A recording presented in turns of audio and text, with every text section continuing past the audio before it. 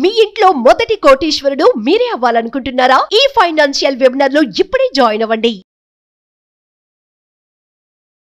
Hi hello నమస్తే, welcome back to Suman TV. ప్రస్తుతం మనతో పాటు ఉన్నారు consumer welfare committee chairman మందరి Krishna Reddy గారు. నమస్తే సార్. నమస్తే అమ్మా.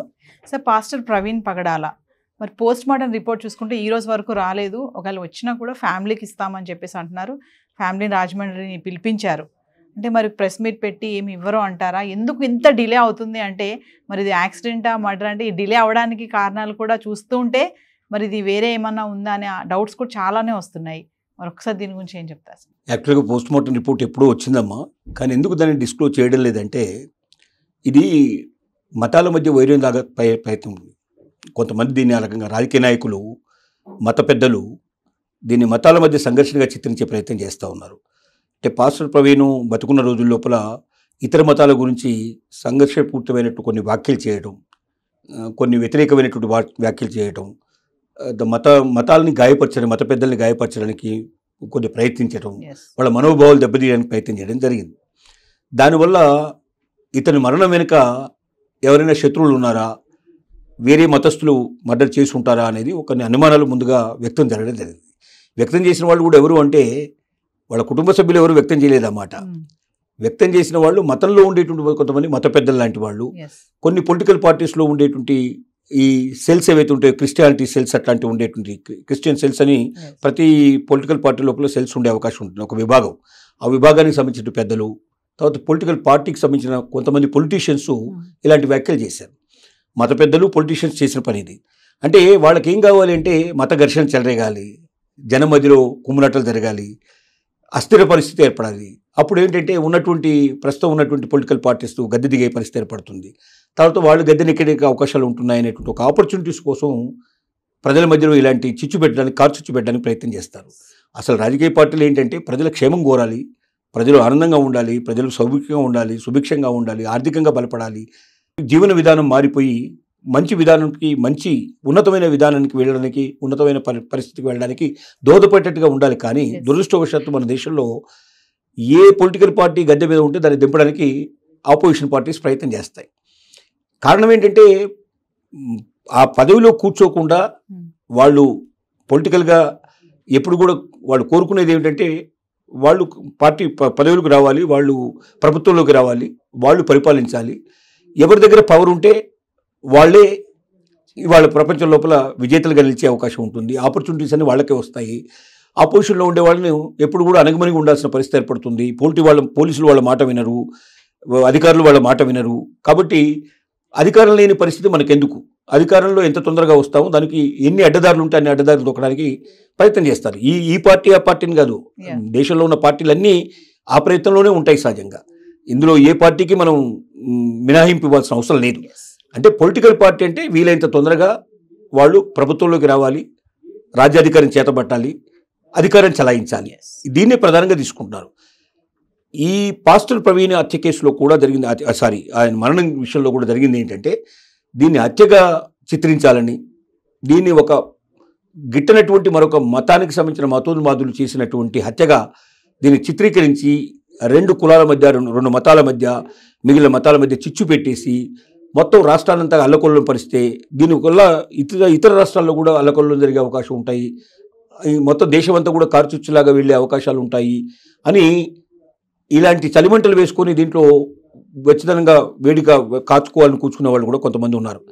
ఇలాంటి వాళ్ళు చేసిన ఈ ప్రయత్నం వల్ల కొంచెం దాన్ని రప్చర్ అయ్యే పరిస్థితి ఏర్పడిందని, వీలైనంత వరకు దాన్ని ప్రజల మధ్యలో రానివ్వకుండా ఉండాలనే ఉద్దేశంతో పోస్ట్ మార్టం రిపోర్టుని బయటికి బహిర్గతం చేయలేదు. నెంబర్ 1. నెంబర్ 2 ఏంటంటే వాళ్ళ కుటుంబ సభ్యులకి ఆ ఇన్ఫర్మేషన్ ఇవ్వడానికి ఉద్యుక్తం అవుతున్నట్టుగా తెలుస్తోంది. వీలైనంత తొందరగా కుటుంబ సభ్యులు పిలిచి వాళ్ళకి పోస్ట్ మార్టం రిపోర్ట్లో ఏముందో ఎక్స్ప్లెయిన్ చేయాలని ఆలోచన వాళ్ళకు ఉంది. ఇప్పటికే ప్రవీణ్ గారి భార్య ఆవిడ ముందుకొచ్చి స్టేట్మెంట్ ఇచ్చి మొత్తం ప్రెస్ మీట్ పెట్టి ప్రజలందరికీ విజ్ఞప్తి చేసింది. ఇది ప్రభుత్వం మీద మాకు నమ్మకం ఉంది, పోలీస్ డిపార్ట్మెంట్ మీద నమ్మకం ఉంది, వాళ్ళు ఎంక్వైరీ చేస్తున్నారు, పూర్తి రిపోర్ట్ వచ్చేదాకా మీరు ఆగండి. అవి బయట పెట్టినప్పుడు నిజంగా దాంట్లో ఏమైనా జరిగితే మనం స్పందించడం తప్ప అది ఏమీ లేకుండా చేయటానికి వీల్లేదు. ఎవ్వరు కూడా దీని లోపల ఈ మరణాన్ని గురించి మాట్లాడొద్దు, దీన్ని హత్యనో మరొకటనో చిత్రించే ప్రయత్నం చేయొద్దు. సహజంగా పోలీసు వాళ్ళు చేయవలసిన పద్ధతిలో వాళ్ళు చేసేటువంటి ఎంక్వైరీ అన్ని పూర్తి చేయనియండి. టోటల్గా ఫైనల్ రిపోర్ట్ వచ్చేదాకా వెయిట్ చేయాల్సిన అవసరం ఉంది. మేము అందరినీ కోరుతున్నాము. మా ప్రవీణ్ గారికి కూడా ఏ మతం మీద ఆయనకి అసహ్యం ఉండేది కాదు, ఏ మతాన్ని ఆయన విద్వేషించేవాడు కాదు. ఎప్పుడైనా తొందరపడి ఒకటి రెండు మాటలు ఏమైనా మాట్లాడితే మాట్లాడుండొచ్చు తప్ప దాని అర్థం సహజమైనటువంటి ఒక ఉచికత్వ విమర్శ తప్ప ఒక దేశపూరితమైనటువంటి విషయం కాదు. ఇంకొక మతాన్ని అట్లా ద్వేషించేటువంటి పరిస్థితి ఆయనకి ఎప్పుడు లేదు అనే విషయం ఆవిడ నొక్కి ఒక్కారించింది. అలాగే బ్రదర్ కూడా, వాళ్ళ ప్రవీణ్ గారి బ్రదర్ కూడా ముందుకు వచ్చి ప్రజలకు విజ్ఞప్తి చేయడం జరిగింది. ఇది మా కుటుంబానికి సంబంధించిన విషయం, మేము మాత్రం చూసుకుంటాం దీన్ని, మీరెవరు దీంట్లో జోక్యం చేసుకోవాల్సిన అవసరం లేదు. మాకు పూర్తిగా ప్రభుత్వం మీద నమ్మకం ఉంది, పోలీస్ డిపార్ట్మెంట్ మీద నమ్మకం ఉంది. వాళ్ళ సహచర్యంలో మొత్తం ఎంక్వైరీ అంతా చేసి సీసీ కెమెరాలని పరీక్షిస్తున్నారు, సీసీ కెమెరాల నుంచి వచ్చే ఫుటేజ్ అంతా తీసుకుంటున్నారు. పూర్తిగా హైదరాబాద్లో బయలుదేరిన ప్రవీణ్ రాజమండ్రి చేరులో మధ్యలో ఏం జరిగిందనే విషయాన్ని పూర్తిగా వాకప్ చేస్తున్నారు. కాబట్టి అప్పటిదాకా ఎవరు తొందరపడకూడదు, ఎవరు దీని గురించి కామెంట్ చేయకూడదు, ఎవరు మాట్లాడకూడదు. మేము అందరికీ విజ్ఞప్తి చేస్తున్నామని చేతులెత్తి నమస్కారం పెట్టి ఆయన విజ్ఞప్తి చేయడం జరిగింది. కుటుంబ సభ్యులే అంత స్పష్టంగా చెప్పినప్పుడు బయట వాళ్ళు దాని గురించి మాట్లాడడానికి అర్హత లేదు వాస్తవంగా. ఎందుకంటే ఒక వ్యక్తిని పోగొట్టుకున్న కుటుంబం బాధపడే బాధ కన్నా బయట వాళ్ళ బాధ ఎక్కువ కాదు అసలు వాస్తవంగా. అందువల్ల ఎవరు కూడా తొందరపడి దీని గురించి కామెంట్ చేయకూడదని ఒక ఉద్దేశం. రెండోది, సీసీ కెమెరాల్లో కొత్త విషయాలు చాలా వెలుగులోకి వచ్చాయి. ఒకటి, జగ్గయ్యపేట దగ్గర తెలంగాణకి ఆంధ్రకు బార్డర్ ఉండే ప్లేస్లో అతను యాక్సిడెంట్ అయ్యి కింద పడ్డట్టుగా ఒక సీసీ కెమెరాల దృశ్యం కనబడింది. కింద పడ్డ అతన్ని వెనక వస్తున్నటువంటి వెహికల్స్ వాళ్ళు ఆపేసి ఆయన్ని మళ్ళీ లేపి కూర్చోబెట్టి ఆయన్ని కాస్త మంచినీళ్ళు అవి తాగించేసి తిరిగి తను స్వస్థత చేయగేటట్టుగా ప్రయత్నం చేశారు. వడదెబ్బకి బాగా పడిపోయే పరిస్థితి ఏర్పడినట్టుగా వాళ్ళు గ్రహించారు అక్కడ వడదెబ్బకు. ఎందుకంటే బ్రహ్మాండమైన ఎండలు ఉన్నాయి ఇవాళ. ఈ ఎండల లోపల హైదరాబాద్ నుంచి రాజమండ్రి అంటే 400 కిలోమీటర్ సుమారుగా ప్రయాణం చేయాలి. అసలు మామూలుగానే ఎంత గొప్పగా మోటార్ సైకిల్ రైడ్ చేసేవాడు కూడా ఎవడు ఈ పని చేయడు, ఈ సాహసం చేయడానికి ఈ వేసవిలో ప్రయత్నం చేయడు. మామూలుగా చల్లదనం ఉన్నప్పుడు కొంతమంది ఏదైనా అట్లాగా కొంత యూత్ ఎవరైనా ముందుకు చేసే ప్రయత్నం చేయొచ్చు. కానీ ఒక పెద్ద మనిషి అయిన వ్యక్తి, సమాజానికి ధర్మబోధన చేసే వ్యక్తి, ఒక మత ప్రవక్త ఆ రకంగా తను సాహసం చేయడంలో చాలా విచిత్రమైన విషయం ఇది నిజం చెప్పాలంటే. ఎందుకంత సాహసం చేశాడో తెలియదు. ఎందుకంటే ఒక బస్ ఎక్కినా, ట్రైన్ ఎక్కినా లేదా ఫ్లైట్ ఎక్కినా అతనికి ఆ సమర్థత ఉంది, ఆ శక్తి ఉంది, అతనికి అవకాశాలు కూడా ఉన్నాయి. కానీ మోటార్ సైకిల్ మీద ఎక్కువ బైక్ మీద రైడ్ చేసేటువంటి తత్వం ఉన్న వ్యక్తి కాబట్టి మరి ఒకవేళ హెల్మెట్ పెట్టుకున్నా అది కూడా వేడెక్కిపోయే పరిస్థితి ఏర్పడుతుంది ఏం చెప్పాలంటే ఎండలు. సో అక్కడ ఒక దగ్గర అతను కింద పడ్డట్టుగా మనకు దృశ్యాలు సీసీటీవీలో కనబడుతున్నాయి. అలాగే రాజమండ్రి దగ్గర కూడా ఒక యాక్సిడెంట్ అయినట్టుగా ఒకసారి, ఎందుకంటే అతను లైట్ లేకుండా ప్రయాణం చేశాడనే విషయం మనకు అర్థమవుతుంది. అర్ధరాత్రి దాదాపు రాత్రి చీకట్లు పడిన తర్వాత, అర్ధరాత్రి కాకపోయినప్పుడు చీకటి పడిన తర్వాత అతను ఆ నేషనల్ హైవే మీద వేల కొద్ది వాహనాలు విపరీతమైన స్పీడ్లో ప్రయాణం చేసేటువంటి ఆ రోడ్ల మీద ఏమాత్రం కూడా లైట్ లేకుండా ఒక బైక్ మీద ప్రయాణం చేయడం అనేది పెద్ద సాహసంతో కూడుకున్న పని. ఏ చిన్న గులకరాయి తగిలినా కింద పడే పరిస్థితి ఏర్పడుతుంది. అతను ఎలా పడ్డాడో తెలియదు. రాజమండ్రి కన్నా ముందు కూడా అతనికి ఒక దగ్గర యాక్సిడెంట్ అయినట్టుగా మనకు తెలుస్తోంది. వీటన్నిటి ఫలితంగా అతను రాజమండ్రి దాకా చేరడమే చాలా ఆశ్చర్యకరమైన విషయం. అతను కింద పడ్డాడు కాబట్టి 100కి ఎక్కువ భాగం ఆలోచిస్తుంది. అంటే ఫైనల్ రిపోర్ట్ రాలేదు కాబట్టి మనమేమి జడ్జిమెంట్ ఇచ్చేటువంటి పరిస్థితిలో మనం ఉండవు. మనకు అందుతున్నటువంటి సమాచారాన్ని బట్టి, సీసీ కెమెరాల్లో అందినటువంటి దృశ్యాలని బట్టి, దీనికి సంబంధించినటువంటి ఎక్స్పర్ట్స్ చెప్తున్న కొన్ని వెలుగుచ్చినటువంటి అభిప్రాయాన్ని బట్టి మనకు అర్థమవుతుంది అది హత్య కాకపోవచ్చు.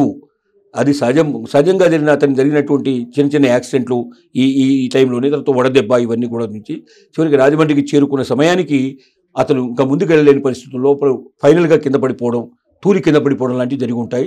తత్ఫలితంగా అంతకుముందు జరిగిన దెబ్బలు ఎక్కడ కనబడుతున్నాయి కాబట్టి ఆ దెబ్బల వల్లే ఆ దెబ్బలు తర్వాత ముందే జరిగినవి, పడిపోయే టైంకి పెద్దగా ఏమీ లేదు. ఎందుకంటే పక్కనే పడిపోయాడు కాబట్టి, రోడ్డు పక్కనే పడిపోయాడు కాబట్టి ఉండకపోవచ్చు అనేది ప్రస్తుతానికి అనిపిస్తున్న విషయం.